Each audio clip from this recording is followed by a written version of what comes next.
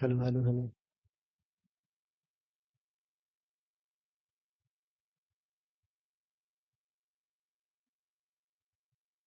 चलिए, तो स्टार्ट करें, हम लोग शुरू करें।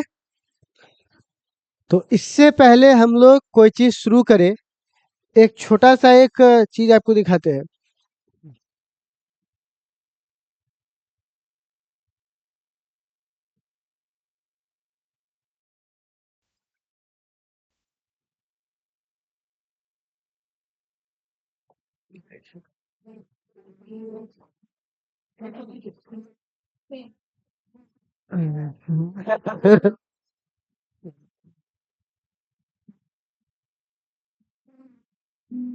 हम उतर के पैदल जाए क्या? अरे ना ना बच्ची रहो, ये प्रधान साला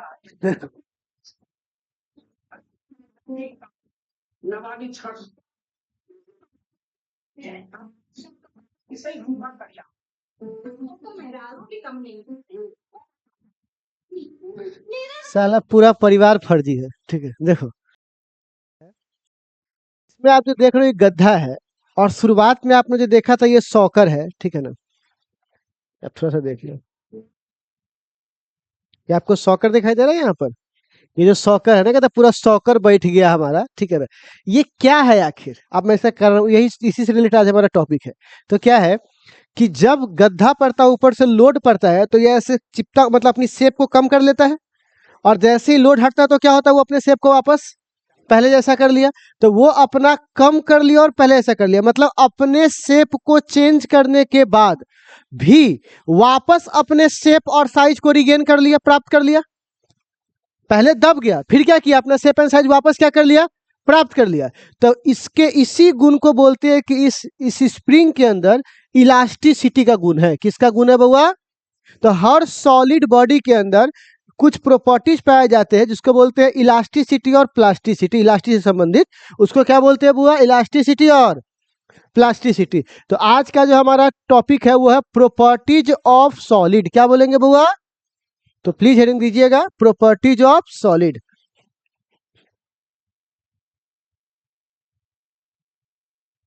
ये तुम लोग देखे हो पंचायत?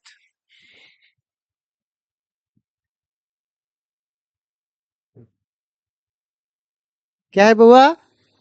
प्रॉपर्टीज ऑफ सॉलिड, पहला का नाम क्या लिखिएगा बुआ? इलास्टिसिटी। क्या लिखिएगा बुआ? इलास्टिक।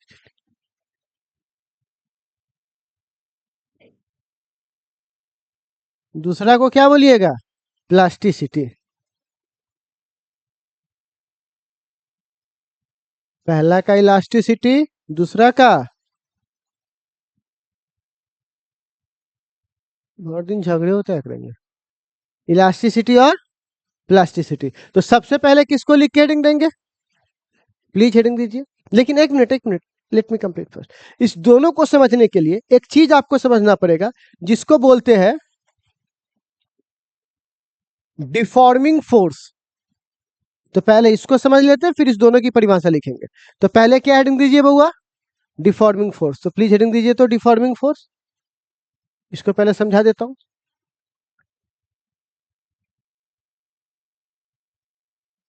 ठीक है,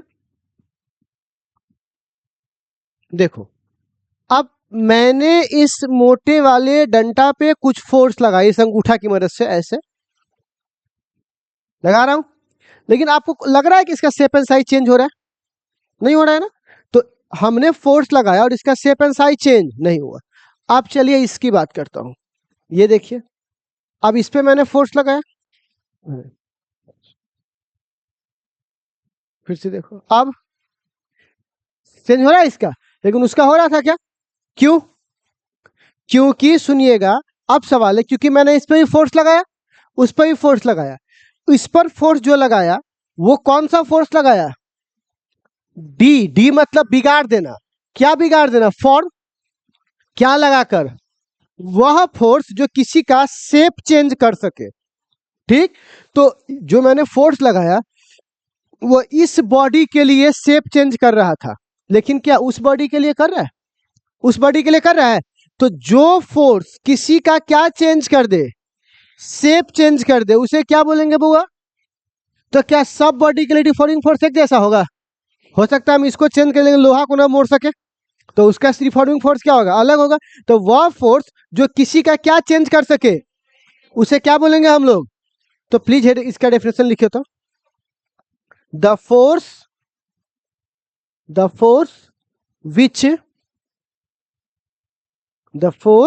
which change the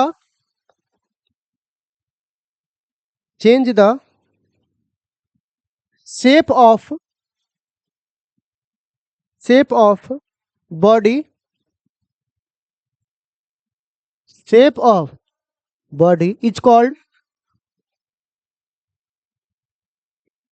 is called क्या कहलाएगा बुआ? Deforming force. कौन सा फोर्स? Deforming force. ठीक है बच्चों, तो सबसे पहला का नाम आप लिखेंगे क्या बुआ? इलास्टिसिटी। प्लीज हेडिंग दीजिएगा प्यारे बच्चों।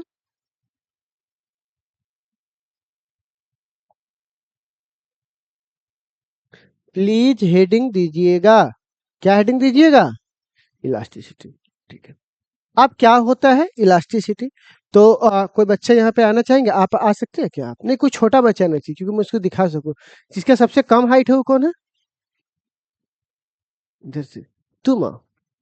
तुम, हाँ चलिए। ललित नाम है, यह है ललित। ठीक है, जो भी नाम है आगे आना। ठीक है, अब देखो इसका कान है ये, ठीक है ना? अब क्या है, अगर मैं इसके कान पे फोर्स लगा रहा हूं तो बताओ इसका शेप चेंज हो रहा है कि नहीं हो रहा है? इधर घुमा इसका। तो कौन सा फोर्स लगा रहा हूं मैं? कौन सा फोर्स? फिर से बोलो। अच्छा, जैसे मैंने इसके कान के शेप को चेंज कर दिया, अब वापस इसको छोड़ दिया, मतलब मैंने कौन सा फोर्स हटा दिया? जब तक ये फोर्स रहेगा तब तक इसका शेप चेंज रहेगा, लेकिन जैसे ही मैंने इसको छोड़ा तो अब ये वापस अपनी पहले वाली स्थिति में आया कि नहीं आ गया? तो इसके कान के पास कौन सी प्रॉपर्टीज है बुआ? और अगर इसका कान ऐसे करता है, ऐसे का ऐसे ही रह जाता है, तो कौन सा properties?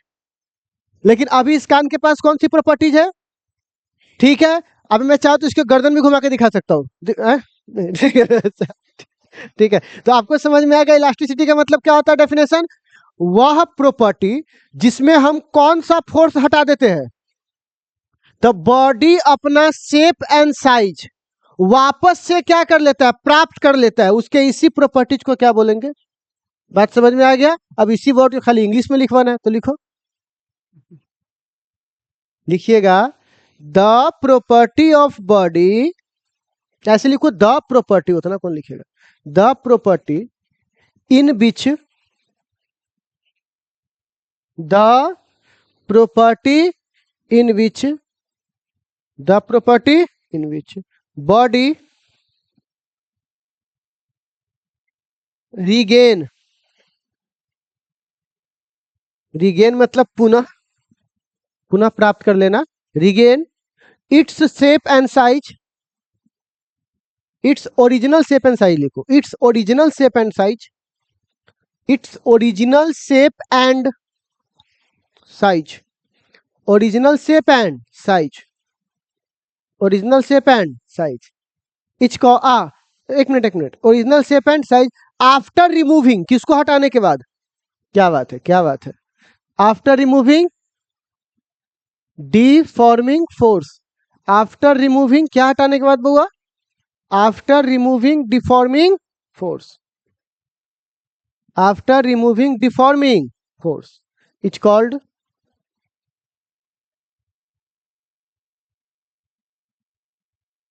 After removing deforming force it's called, क्या कहलाएगा बुआ? It's called elasticity. अच्छा प्यारे बच्चों, अब सवाल है, एक टर्म में इस्तेमाल करूंगा, परफेक्टली इलास्टिक बॉडी। जरा समझिए प्यारे बच्चों, कौन सा बॉडी बुआ? आप सपोज करके देखो, अगर मैं इस डंटे को बार बार ऐसे ऐसे करूंगा, बार बार ऐसे ऐसे करूंगा, तो इसका शेप थोड़ा सा तो टेढ़ा हो जाएगा ना? क्या ये अगर मैं इसको ऐसे करके और छोड़ा हूं तो क्या वापस पहले जैसा 100% हो गया है? 100% तो रबर में भी नहीं होता है। रबर को बार बार खींचोगे तो भी थोड़ा थोड़ा क्या हो जाएगा? पहले से कम आएगा। तो कहने का मतलब जो शेप चेंज किए लेकिन उसका कान का हो गया था, कान वापस पहले जैसा आ गया होगा। तो कहने का मतलब जो 100% कंप्लीटली क्या बोलेंगे बुआ, क्या कर ले, रिगेन कर ले अपने शेप एंड साइज को, तो उसको कौन सा बॉडी बोलेंगे, इलास्टिक बॉडी। और इसके एग्जांपल देख लीजिए कौन कौन है। एक तो क्वार्ट्ज, आप लोग देखते, ये पता ही नाम कहाँ देखते होइएगा, कहीं देखे ये नाम, देखे घड़ी पर, घड़ी का शीशा होगा ना, उस पर लिखा रहेगा क्वार्ट्ज, देखते हो, नहीं लिखा रहता है क्वार्ट्ज। तो कहने का मतलब ये हुआ किसका एग्जांपल हुआ परफेक्टली। और दूसरा फॉस्फो बेंजो वायर, कौन सा वायर हुआ, फॉस्फो बेंजो वायर, कौन सा वायर, फॉस्फो बेंजो वायर। और ये दोनों एग्जांपल किसके हुआ, तो इसका परिभाषा क्या बोलेंगे, वह बॉडी जो किसको हटाने के बाद अपना क्या रिगेन कर लेता है, शेप एंड साइज कंप्लीटली, क्या बोलेंगे, क्या कहलाएगा बुआ, समझने में कोई डाउट कोई दिक्कत, लिख डाल, द बॉडी, अच्छा हेडिंग लिखना है ना, sorry,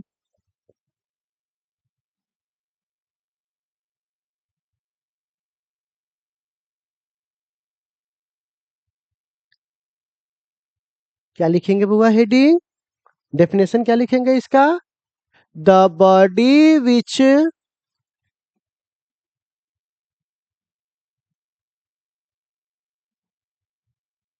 the body which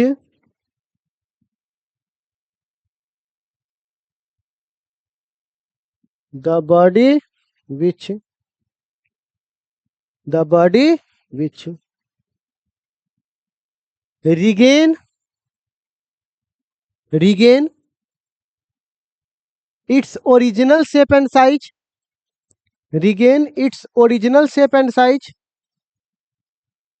regain its original shape and size completely, completely मतलब क्या होता है बुआ, पूरा, regain its original shape and size completely, completely after removing, क्या हटाने के बाद,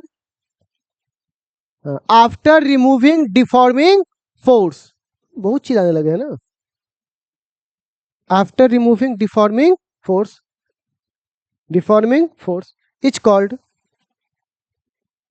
क्या कहलाएगा बुआ, क्या कहलाएगा बुआ, परफेक्टली इलास्टिक बॉडी, कोई दिक्कत नहीं।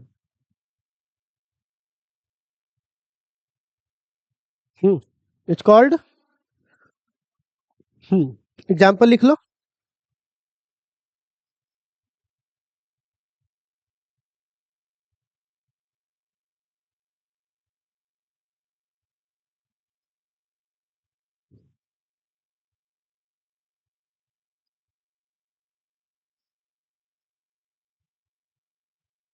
गैल्वेनोमीटर, करंट मापने वाला जो होता है ना, जो अमीटर गैल्वेनोमीटर, उसके अंदर इसका इस्तेमाल होता है। बार बार पॉइंटर घूम जाता है, अब फिर कहाँ पे आ जाता है, जीरो पर, अब बार बार घूमेगा, बार बार जीरो पे आ जाता है, तो मतलब पूरा कंप्लीट आता होगा तब ना जीरो पे आता होगा, नहीं तो अगर नहीं आएगा तो मालूम चलेगा जीरो के बजाय वापस आया एक पर, तो इसीलिए कहाँ पर इस्तेमाल होता है बुआ, ये गैल्वेनोमीटर में, ठीक है ना। चलो इतना बात समझने में कोई दिक्कत नहीं, ऐसे सवाल पूछेगा फंस गए तब, ऐसे नहीं पूछेगा सवाल बोल हमसे तुम, ठीक है। देखो बुआ, अब सवाल है पहले बच्चों, इसके बाद हमारे पास नेक्स्ट टर्म है प्लास्टिसिटी, प्लीज हेडिंग दीजिएगा, प्लास्टिसिटी, हेडिंग दीजिए प्यारे बच्चों। देखो प्यारे बच्चों ऐसे ही बोलते हैं, ठीक है ना, झूठों के। आप कहिएगा प्लास्टिसिटी किसे बोलते हैं, ठीक है। तो बउआ इलास्टिसिटी की परिभाषा लिखे थे ना, उसमें लिखे थे जो प्राप्त कर ले, तो प्लास्टिसिटी में क्या होगा, जो प्राप्त, प्लास्टिक देखो प्लास्टिक, जैसे आप मान के चलो कि ये हमारे पास कोई चीज है, कागज है, इसको मैं क्या करूं, मोड़ दूं, छोड़ दिया, वापस पहले ऐसा हो पाएगा, हो पाएगा, तो इसके अंदर कौन सी गुण आ गई बुआ, बड़ा अपने शेप एंड साइज को रिगेन, देखते नहीं हो, वो गोभी रखा, इतना बच्चा गोभी लिए गुदरी में, और आपको बोला कि प्लास्टिक में रखा था, तब ना तो रखा ना मर्दे नहीं है, रखा बस नीचे सीधे फट के नीचे गिर गया, एक और लवा मार देने, तो एक और दिया, फिर प्लास्टिक फंसक गया मतलब क्या हुआ, प्लास्टिक आगे बढ़ गया थोड़ा सा, और फिर गोभी हटाओगे तो वापस प्लास्टिक प्लेट हो जाएगा क्या? नहीं होगा, क्योंकि उसके अंदर कौन सी गुण है बुआ, प्लास्टिसिटी का, वो वापस आने वाला अपना शेप एंड साइज नहीं है। तो कहने का मतलब कि जो डज नॉट रिगेन, परिभाषा वही होगा, खाली रिगेन क्या है, क्या लग जाएगा, डज नॉट, तो वही परिभाषा लिख लो खुद से, जो इलास्टिसिटी की परिभाषा है वही लिखना है, खाली रिगेन क्या है, क्या लगा दीजिएगा, डज नॉट, लिख डाल खुद से।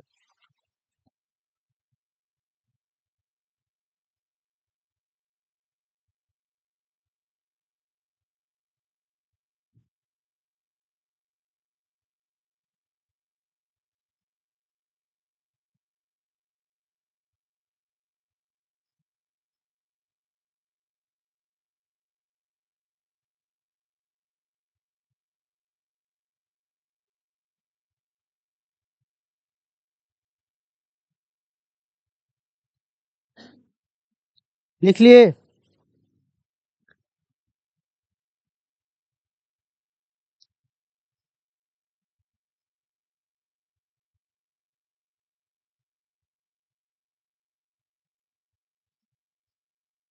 नेक्स्ट लिखिएगा।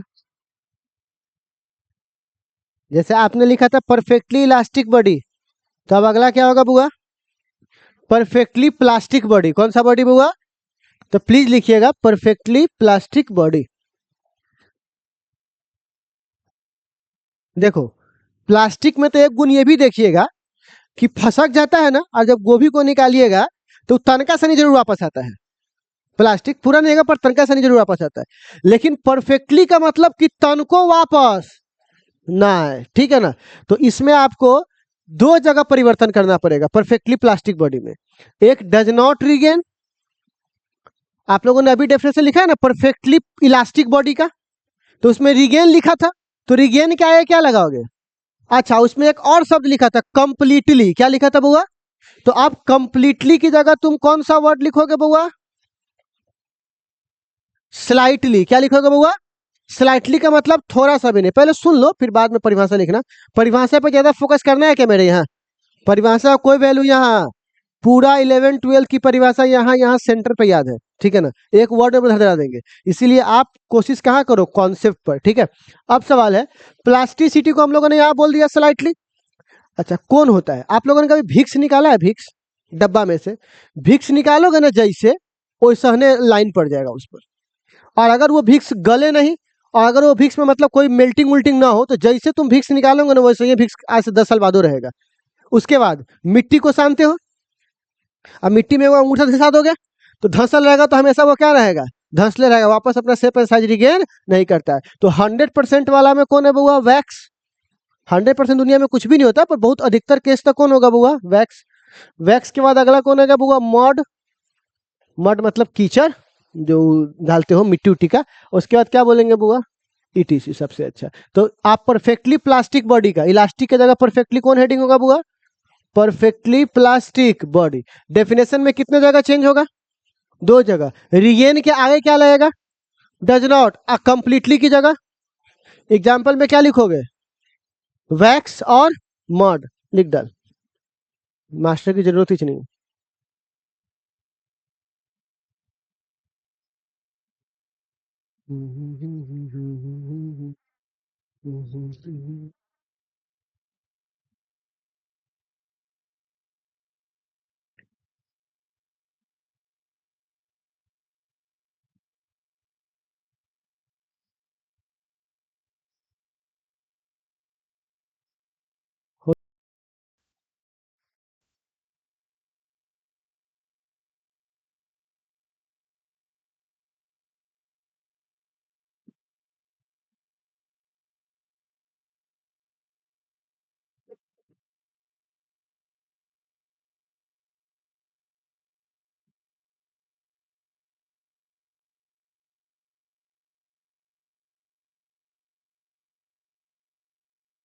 आ गया बुआ, ठीक।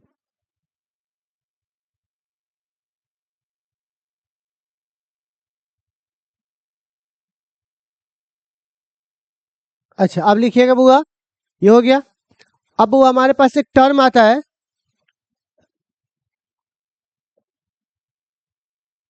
क्या टर्म है बउआ? स्ट्रेस। तो प्लीज हेडिंग दीजिएगा स्ट्रेस, स्टार लाकर हेडिंग क्या दीजिएगा बउआ? स्ट्रेस।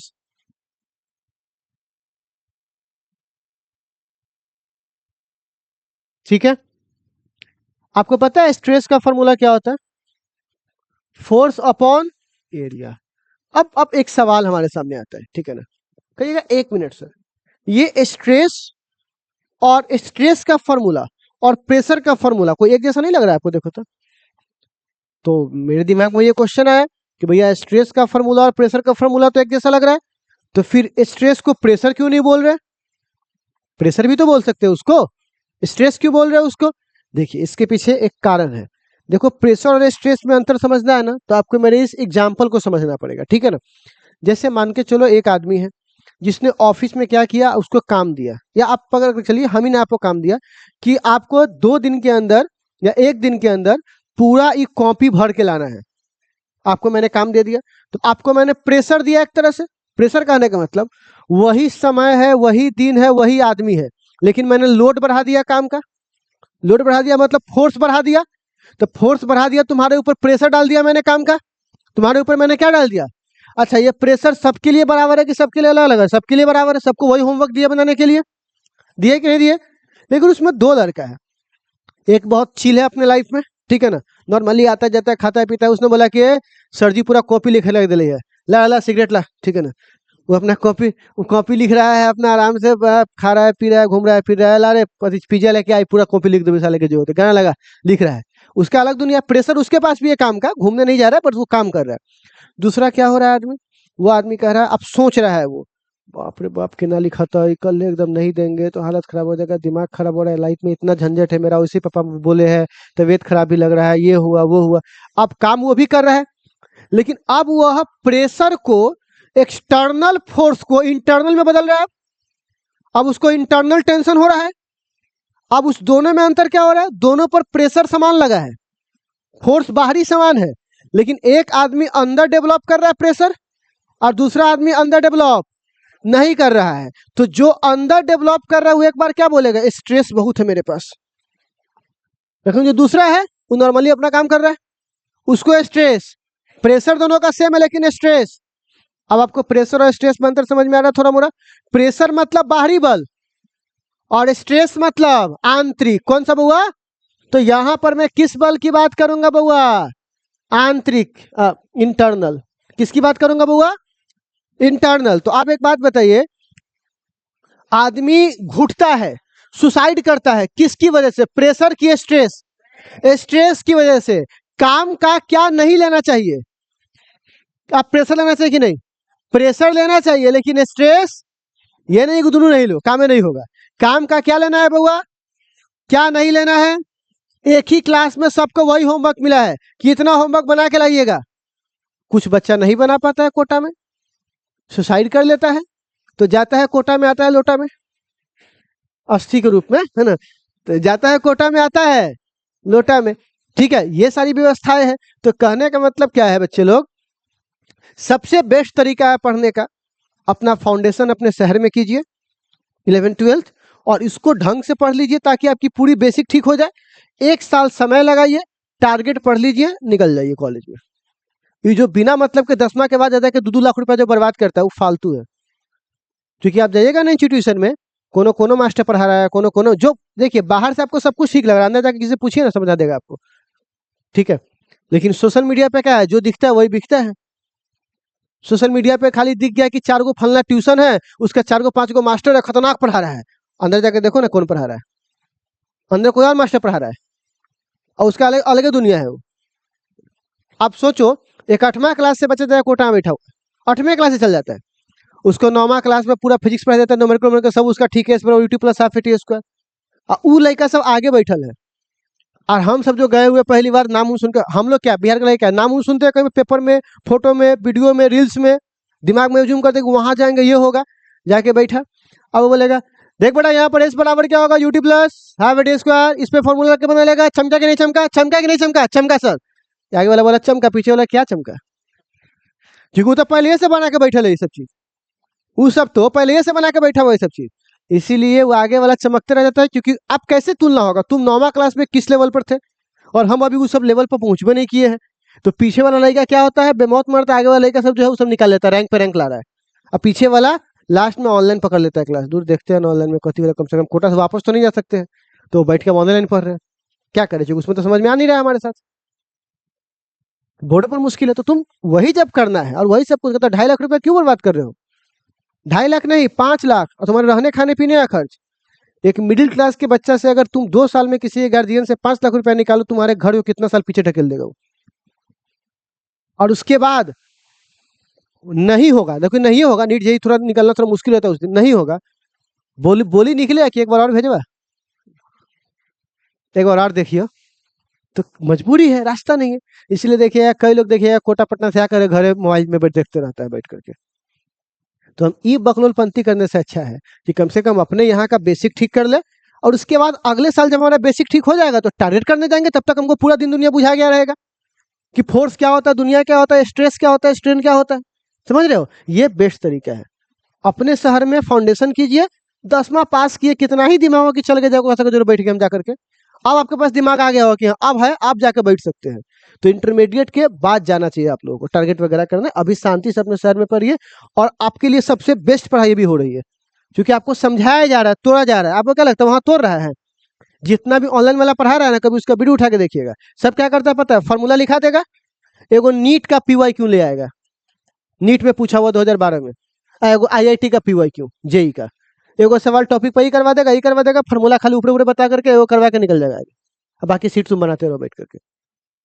सिंपल सी बात है, कौन इतना तोड़ता है भाई कि काहे हो रहा है, क्यों हो रहा है, ऐसा काहे हो रहा है, उसको कोई नहीं, सबको ध्यान कहाँ पर है यहाँ पर,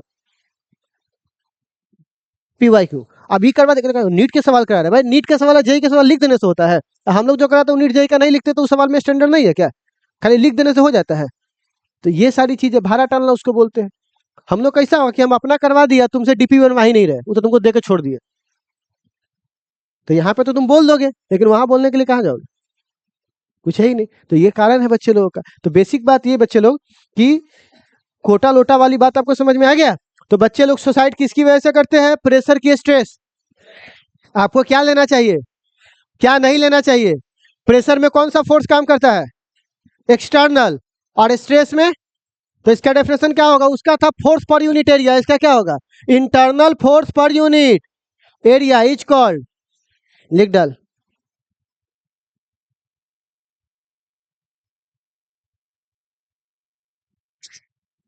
it is defined as the it is defined as the internal force, it is defined as the internal force per unit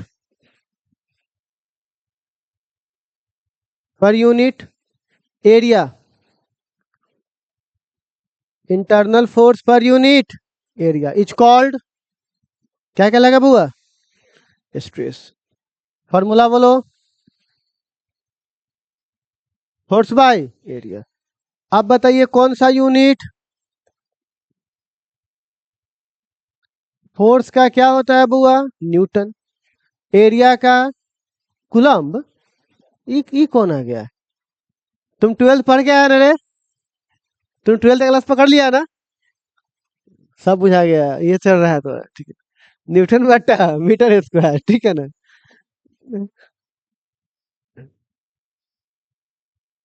वहाँ काला छोड़ दिया, मास्टर मारेगा ना तोरा। फोर्स का क्या होता है बुआ, ml के पावर -2, और मीटर l के पावर 2, ठीक है। l ऊपर जाएगा तो क्या हो जाएगा, माइनस, ये उतार लीजिए।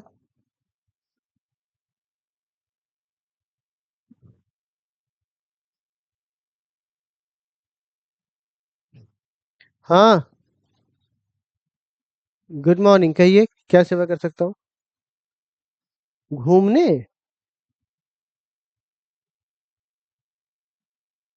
आज छोड़ दीजिए ना, शनिचर को तबीयत खराब कर लेंगे।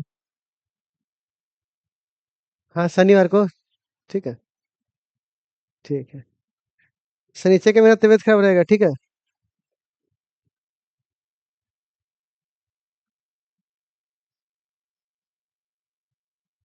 ये तेरा दम चल रहा है रे। हो गया बच्चे लोग? तो ये बात है। अब इसके बाद आता है स्ट्रेस के प्रकार कितने हैं, स्ट्रेस कैसे काम करता है। तो अभी हम लोग क्या बात करने वाले हैं, टाइप्स ऑफ स्ट्रेस। किसके बारे में बात करेंगे, टाइप्स ऑफ स्ट्रेस, स्ट्रेस के प्रकार। तो प्लीज लिखिए तो होगा टाइप्स ऑफ स्ट्रेस। क्या लिखेंगे बच्चा, स्ट्रेस। एनसीईआरटी के सेकेंड बुक में बहुत कम न्यूमेरिकल है।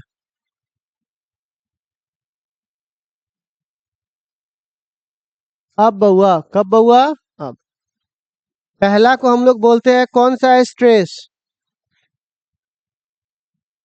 कौन सा है स्ट्रेस, दूसरा को बोलते हैं बउआ टेंजेंशियल।